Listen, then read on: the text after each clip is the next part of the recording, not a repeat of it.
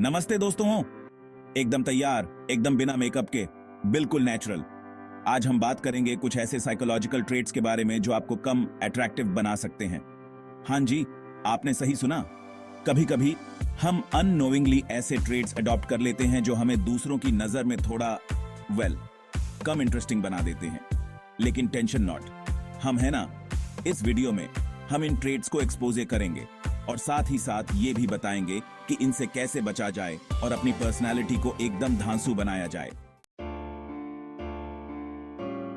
देखिए, जिंदगी में प्रॉब्लम्स तो आते रहते हैं, बिल्कुल फ्री में मिलते हैं, कोई डिस्काउंट कूपन भी नहीं लगता। लेकिन हर वक्त नेगेटिविटी फैलाते रहने से कोई फायदा नहीं है।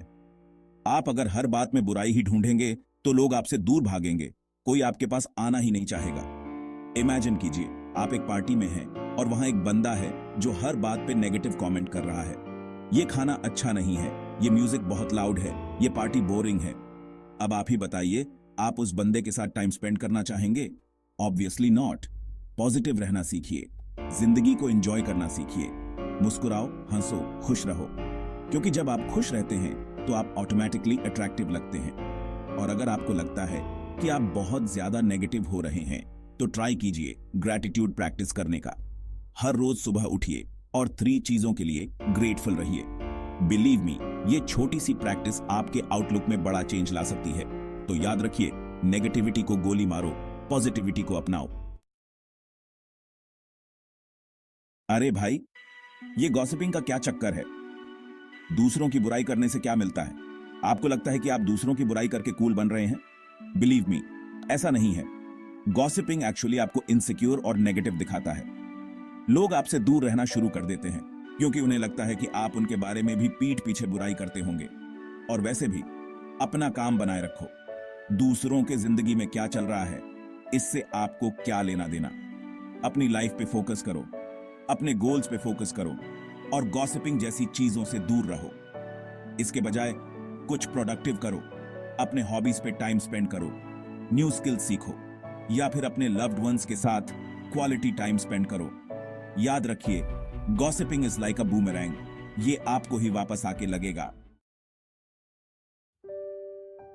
देखिए, एम्पैथी बहुत इंपॉर्टेंट है। अगर आप दूसरों की फीलिंग्स को नहीं समझेंगे तो आप कभी भी उनके साथ जेन्युइनली कनेक्ट नहीं कर पाएंगे। एम्पैथी का मतलब है खुद को दूसरे के जगह रख के देखना, उनकी फीलिंग्स को समझना, उनकी सिचुएशन को समझना। जब आप एम्पैथेटिक होते हैं तो लोग आपके साथ कंफर्टेबल फील करते हैं। उन्हें लगता है कि आप उन्हें समझते हैं, आप उनकी परवाह करते हैं। तो अगर आप चाहते हैं कि लोग आपको पसंद करें तो एम्पैथी डेवलप करना सीखिए। दूसरों की बातों को ध्यान से सुनिए, उनकी फीलिंग्स को समझने की कोशिश कीजिए। याद रखिए, थोड़ा सा एम्पैथी आपको बहुत दूर तक ले जा सकता है। ऐसा है, कोई भी परफेक्ट नहीं होता, हर किसी में फ्लॉज होते हैं, हर कोई मिस्टेक्स करता है। लेकिन इसका मतलब यह नहीं कि आप हर वक्त दूसरों को जज करते रहें। किसी की गलतियों पे उंगली उठाने से पहले खुद को भी तो देखो। जब आप ओवरली क्रिटिकल होते हैं तो लोग आपसे इनसिक्योर फील करने लगते हैं।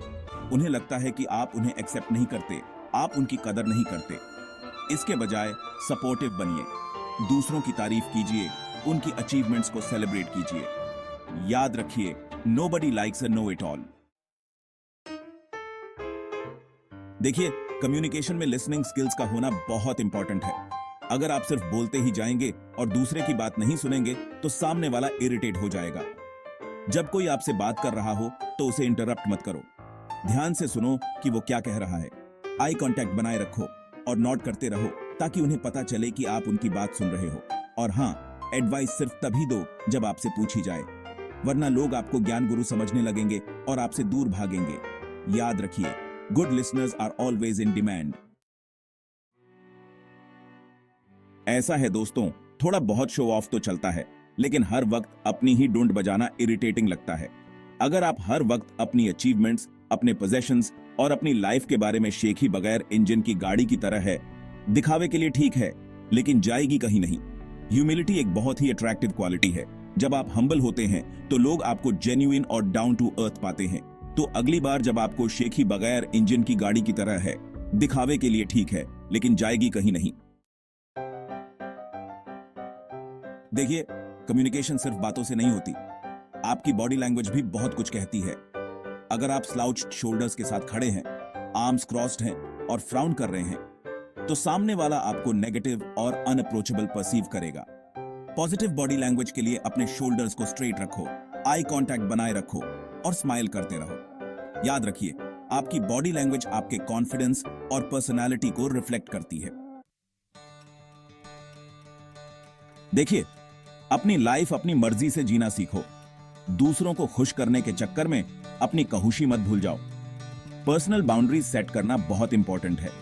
आपको पता होना चाहिए कि आप क्या कर सकते हैं और क्या नहीं। आपको नो कहना आना चाहिए जब आप कुछ नहीं करना चाहते। जब आप अपने बाउंड्रीज सेट करते हैं तो लोग आपकी रिस्पेक्ट करते हैं। उन्हें पता चलता है कि आप एक स्ट्रांग और इंडिपेंडेंट पर्सन हैं। याद रखिए, no is a complete sentence. देखिए, प्यार में थोड़ा बहुत पॉसेसिवनेस तो चलता है, लेकिन हर वक्त साथ रहना, हर बात में इंटरफियर करना, ज्यादा चिप्पू बन जाना, ये तो गलत है। स्पेस देना सीखो। अपने पार्टनर को सांस लेने दो। उनकी अपनी लाइफ है, अपने फ्रेंड्स हैं, अपने हॉबीज हैं। जब आप क्लिंगी होते हैं तो आप अपने पार्टनर को सफोकेट करने लगते हैं। और बिलीव मी, कोई भी सफोकेटेड फील नहीं करना चाहता।